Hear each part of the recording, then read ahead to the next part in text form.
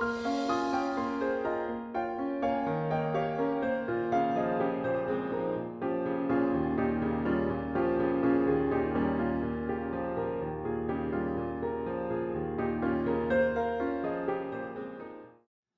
back, I'm Aaron Bernstein.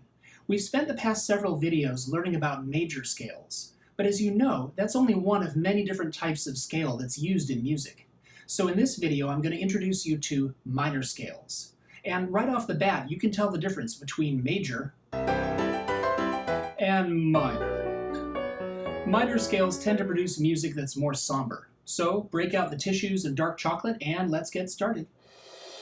Minor scales create a totally different mood from major scales. The finale of Beethoven's Fifth Symphony uses the C major scale and sounds like this.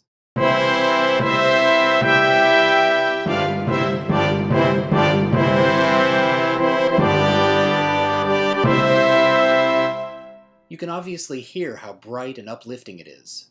Now, staying with Beethoven, let's hear the Seventh Symphony.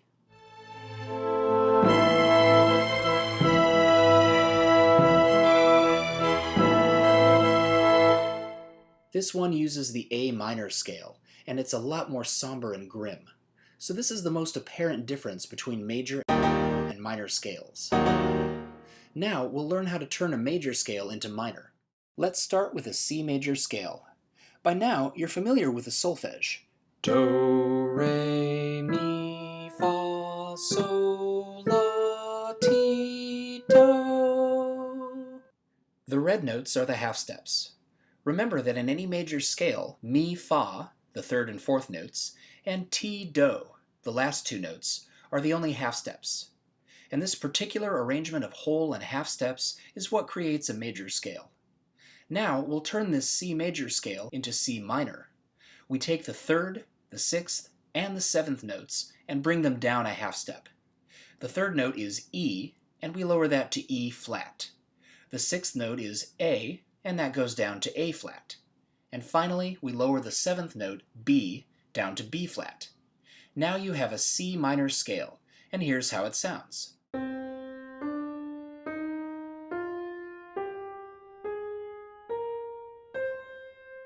Very different from a major scale, and that's because its half steps are in completely different places.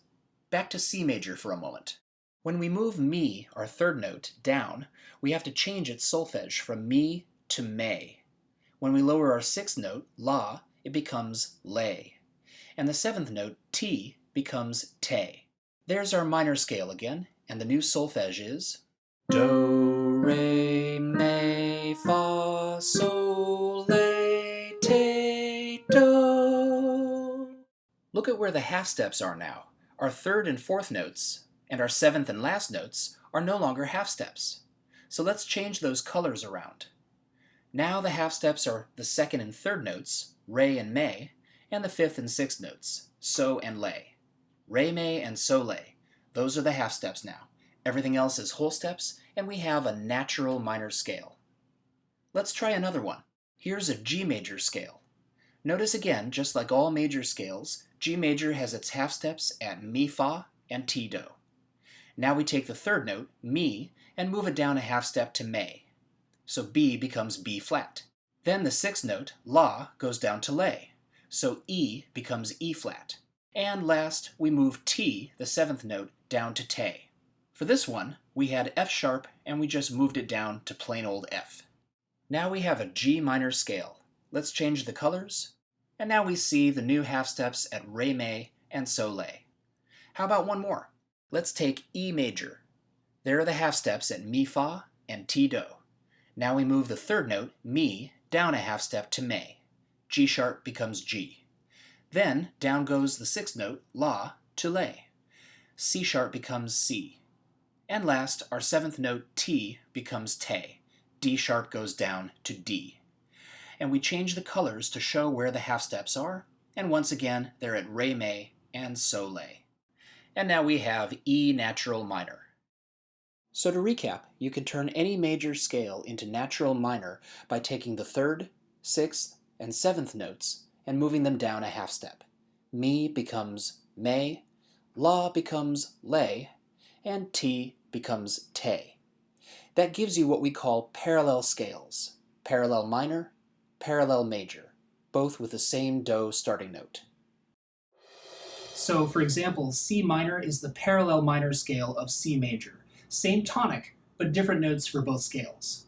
Now, in our next video, I'll introduce you to relative minor. That's something a bit different. In the meantime, go ahead and try all the worksheets for parallel minor scales. You'll get some good practice at turning any major scale into its parallel minor. I'm Aaron Bernstein, and thank you for watching.